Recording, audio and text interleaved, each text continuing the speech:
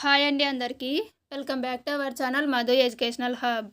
Friends, ఈ వీడియోలో DSC సోషల్కి సంబంధించి 10th క్లాస్ సోషల్ టెక్స్ట్ బుక్లోని ఫస్ట్ లెసన్ భారతదేశ భౌగోళిక స్వరూపాలు. ఈ లెసన్లో ఉన్నటువంటి ప్రాక్టీస్ బిట్స్ అయితే డిస్కస్ చేద్దాం. ఇటువంటి ప్రశ్నలు ఎగ్జామ్లో కూడా రావచ్చు. సో వీడియోని స్కిప్ చేయకండి. వీడియో కనుక మీకు నచ్చితే తప్పకుండా లైక్ చేయండి, షేర్ చేయండి, సబ్స్క్రైబ్ చేయండి.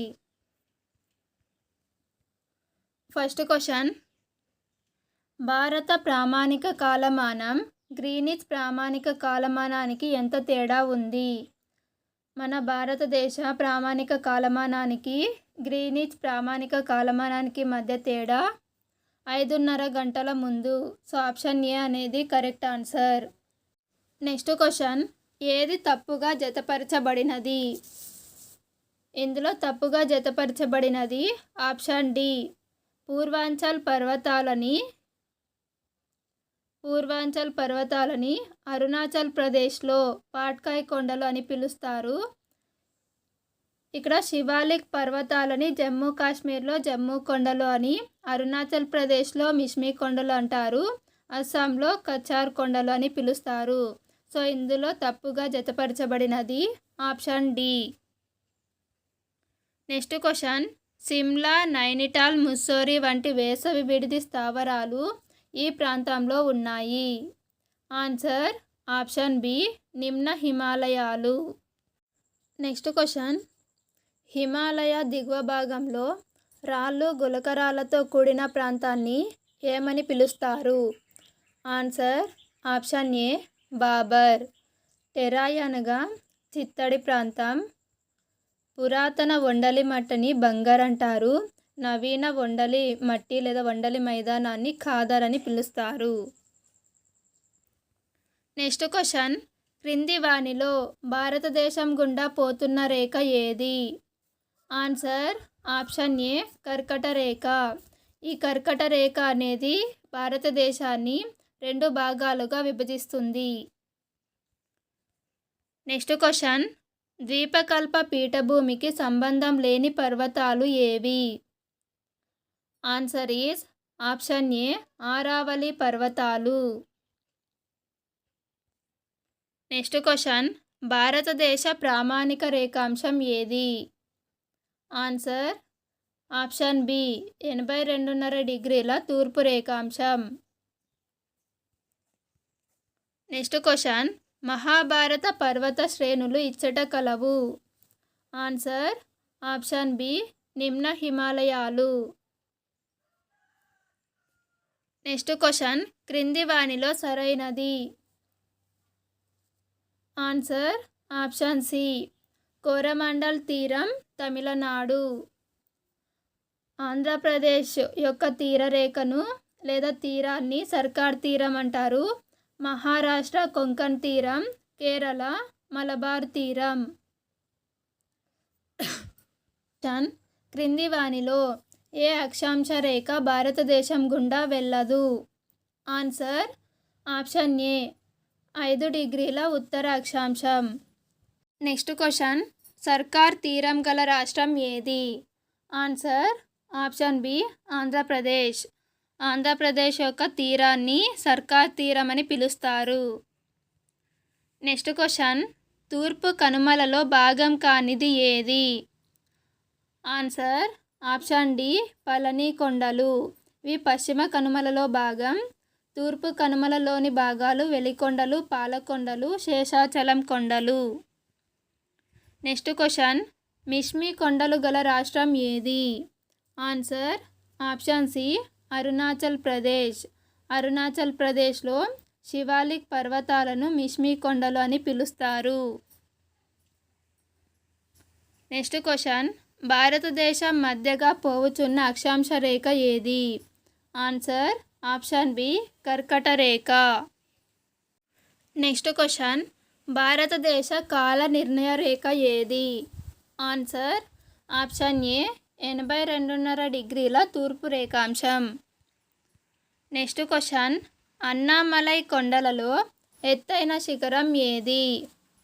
అన్నామలై కొండలలో ఎత్తైనటువంటి శిఖరము ఆప్షన్ ఏ, అనైముడి శిఖరం. నీలగిరి పర్వతాలలో ఎత్తైనటువంటి శిఖరం దొడబెట్ట. అనైముడి అనేది అన్నామలై కొండలలో ఎత్తైన శిఖరం. అంతేకాకుండా దక్షిణ భారతదేశంలో ఎత్తైనటువంటి శిఖరం. గురు శిఖర్ అనేది ఆరావళి పర్వతాలలో ఎత్తైనటువంటి శిఖరం. ఆంధ్రప్రదేశ్లో ఎత్తైనటువంటి కొండ లేదా శిఖరం అరోమా కొండ. నెక్స్ట్ క్వశ్చన్, ద్వీపకల్ప పీఠభూమి ప్రత్యేక లక్షణం ఏమిటి? ఆన్సర్ ఆప్షన్ బి నల్ల నేలలు. అగ్నిపర్వత ప్రక్రియ వల్ల ఏర్పడిన నల్లరేగడి నేలలు అనేవి ద్వీపకల్ప పీఠభూమిలో చెప్పుకోదగిన లక్షణం. నెక్స్ట్ క్వశ్చన్, హిమాద్రికి మరొక పేరు? ఆన్సర్ ఆప్షన్ ఏ ఉన్నత హిమాలయాలు. ఉన్నత హిమాలయాలకే మరొక పేరు హిమాద్రి. ఇవి సముద్ర మట్టం నుంచి 6100 మీటర్ల ఎత్తులో ఉంటాయి. నెక్స్ట్ క్వశ్చన్, క్రింది వానిలో తప్పుగా జత చేయబడినది ఏది?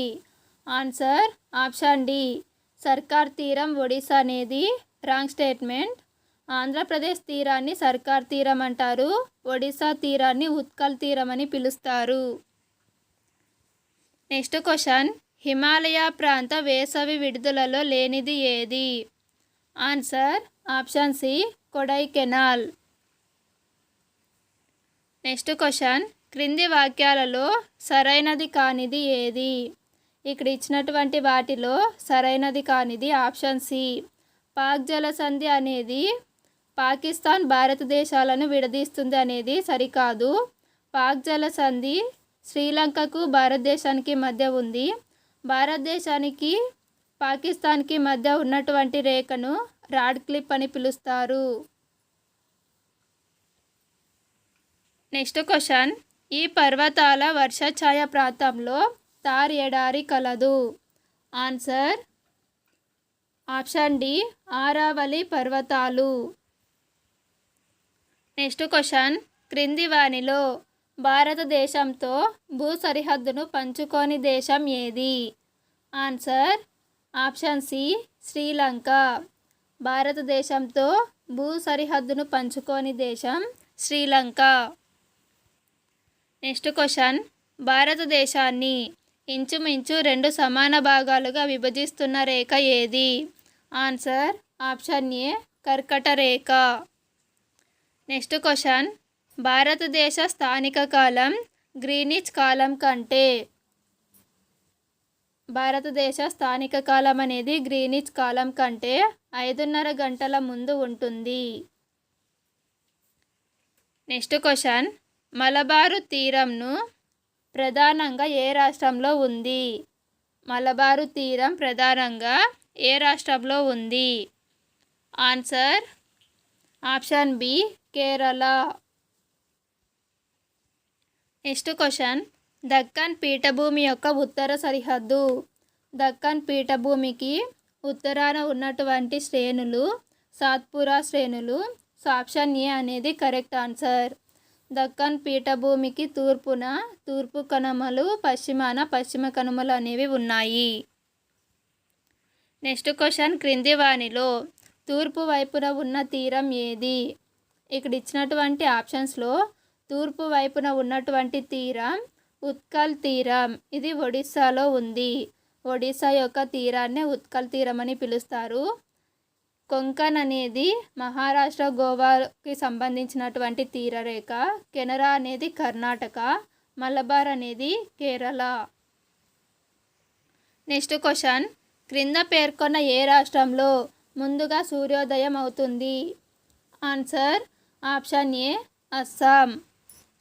నెక్స్ట్ క్వశ్చన్, కర్కట రేఖ ఈ రాష్ట్రం గుండా వెళ్తుంది? Answer option D Andhra Pradesh. కర్కట రేఖ ఇంకా గుజరాత్, రాజస్థాన్, ఛత్తీస్గఢ్, జార్ఖండ్, పశ్చిమ బెంగాల్, త్రిపుర మరియు మేఘాలయ ఈ రాష్ట్రాల గుండా వెళ్తుంది. నెక్స్ట్ క్వశ్చన్, లక్షద్వీప్ సమూహం వేటి చేత ఏర్పడింది? Answer option D coral reefs లేదా పగడపు దీవులు. వీటి చేత ఈ లక్షద్వీపులు అనేవి ఏర్పడినాయి. ఈ లక్షద్వీపుల యొక్క భౌగోళిక విస్తీర్ణం 32 చదరపు కిలోమీటర్లు. నెక్స్ట్ క్వశ్చన్, గంగా సింధు మైదానంలోని తూర్పు భాగం ప్రధానంగా ఈ నది వలన ఏర్పడింది. ఆన్సర్ ఆప్షన్ బి బ్రహ్మపుత్ర నది. నెక్స్ట్ క్వశ్చన్, కులు కాంగ్రా లోయలు ఈ క్రింది శ్రేణులలో కలవు.